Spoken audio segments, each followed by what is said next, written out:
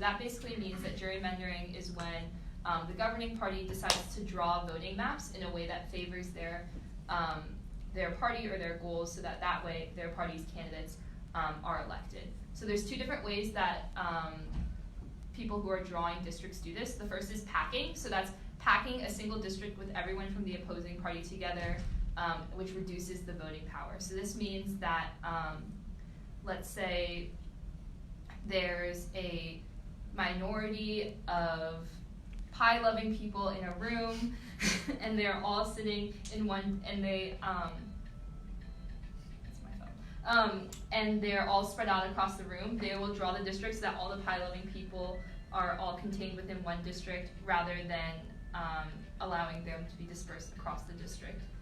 The second is cracking, which is dividing up voters so that they'll be outnumbered in each individual district. So gerrymandering has existed since 1788, and it gets its name from an 1812 Massachusetts governor whose name was Gerry, and he redistricted his state to make one of the districts look like a salamander. So that's why it's called gerrymandering, because his name was Gerry and it has salamander in it. Anyhow, in 1842, Congress passed the Apportionment Act, which states that states must divide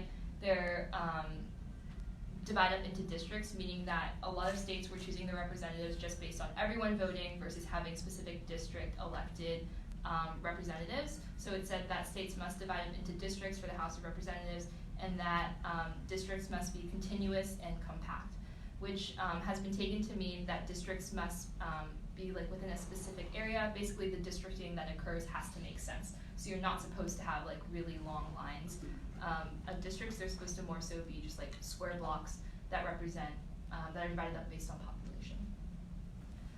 So gerrymandering can be really rampant in the 1880s, and the actually most blatant attempt of gerrymandering is with the division, or the creation of North and South Dakota.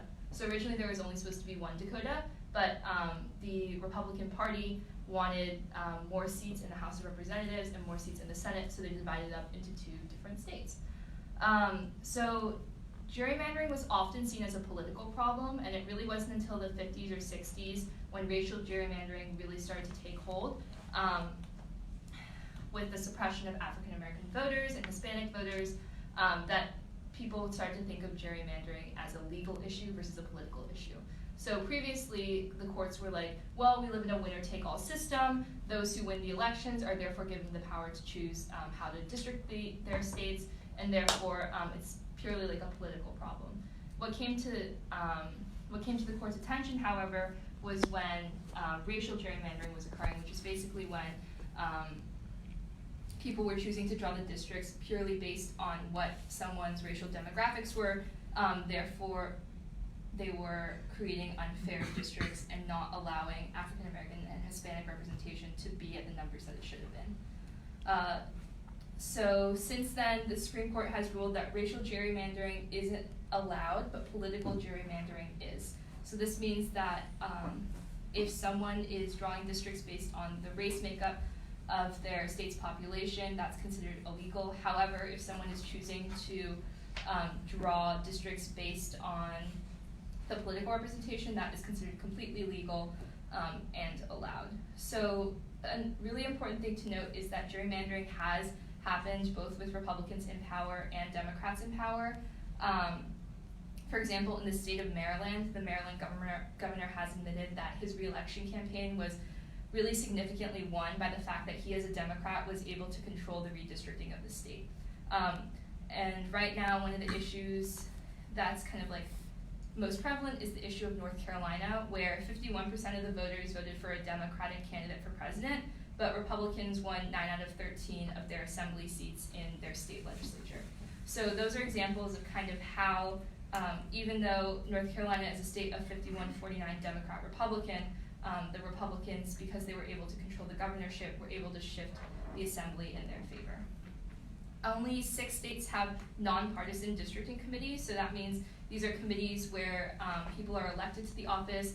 They're either evenly split between like Republicans and Democrats, or it's supposed to be people who are not partisan at all, so like professors, like census people, stuff like that, who have no say in the partisan districting, but currently only 6 states have that written into law as a requirement in their redistricting.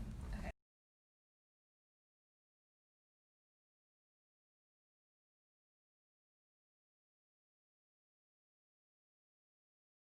Like, hey, we are redistricting fully in support of the Republican Party, and that is why we are doing it. And as long as they say audibly, like, we are doing this for political reasons, it's not considered illegal, versus if they were to go out and say, hey, we are doing this because we are trying to make sure that African Americans are only in specific districts, so that way they lose the amount of representation they have, then that would be considered illegal. Yeah, Since most African Americans vote for the Democratic Party, and like just generally there's like racial divide, you know, it's not like 50% of each race votes either way, so like those two things are not related to one another.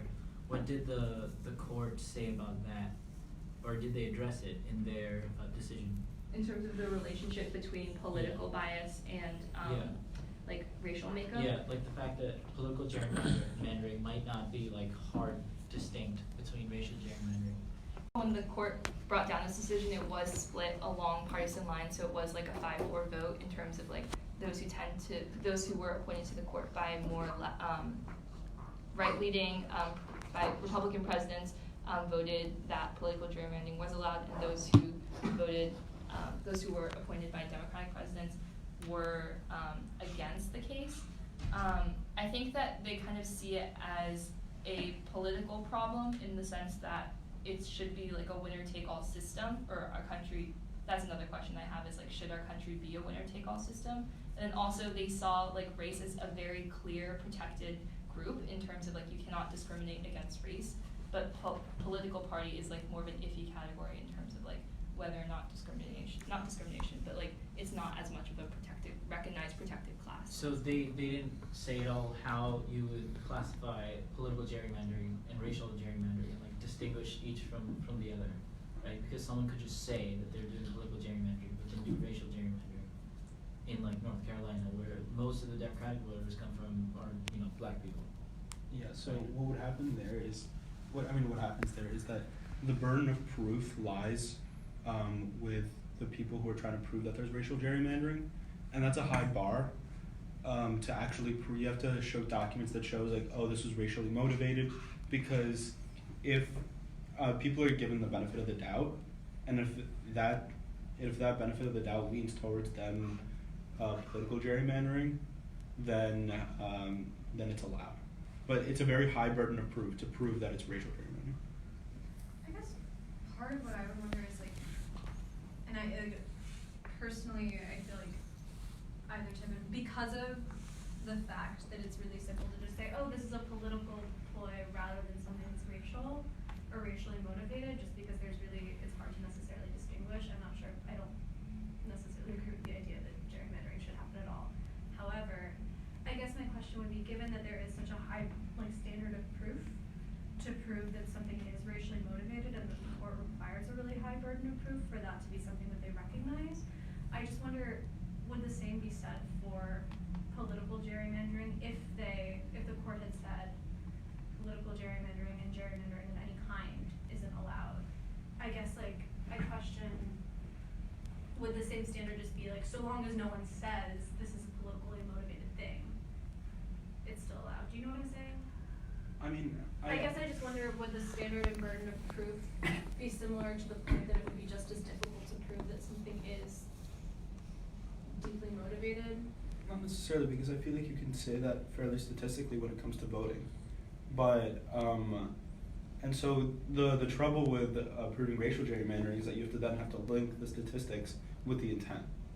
And I think like going to intent, a lot of the gerrymandering maps that are made now are made purely based on like algorithms, and so they could argue that the only data that they're putting in is political party affiliation versus like racial affiliation, which like, because it's a data set and it's an algorithm and it's not individuals making decisions, that's also like heavily influenced, like their reasoning behind like it's less racially biased. What's the process of these algorithms? Like what do they try to do?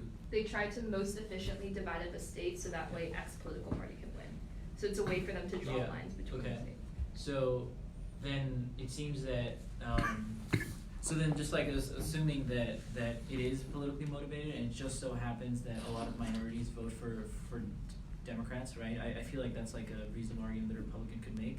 In that case, how does the law treat like impact versus intention? Because the impact of that, you know, what could be like a totally, you know, political intention would be to decrease representation of racial minorities. So what does the law say on that? It's all intent. It's all intent. They don't consider impact. Okay. I mean, the impact, once again, if, let's say it was the political gerrymandering that was, you know, illegal, impact is a perfectly valid argument. Yeah. But because political gerrymandering is completely illegal, it's racial, it's all intent. So how does this work in states like, for example, like Wisconsin that are heavily white, right? Like, does it, how do Republicans gerrymander in those states? Like, does it still have like a similar effect? That's an algorithm. Yeah, then. so I actually have the Wisconsin case. So Wisconsin was one of the first ones to adopt the usage of algorithms to divide up districts. And so the state leans 52% Democrat, 50% Republicans. But now with the new gerrymandering districts, it requires Democrats to get a 10-point margin ahead of the Republicans in order to win control of the assembly. So that's saying like even though there's a 2% margin in terms of like presidential elections with assemblies, they require like a 10-point margin difference between like Republican and Democrat. I'm not specifically sure like what the racial breakdowns are in Wisconsin in terms of like the redistricting, but like I also have that. That's like the statistic that I was able to grab from that case. So then it just clearly seems like we should just stop gerrymandering, you know? Well, I guess the like follow-up question to that would be like, do we live in a winner-takes-all election system? Like, for example, like with the election of a president, like the president is able to choose all the people that he wants in his executive branch, and he's able to choose like which justices he would like to sit on like X courts, on federal courts. So like, should we live in a winner-takes-all election system where the winner of the election is allowed to determine these things? I feel like with stuff like the executive branch, that's probably fine, because it's like, that's just probably, the president won the executive branch. But I feel like with stuff like district voting, you could have like proportional representation, because that's more, I guess, smaller and granular and just like affects like much wider parts of like American life, you know, like a state. If 52% of people vote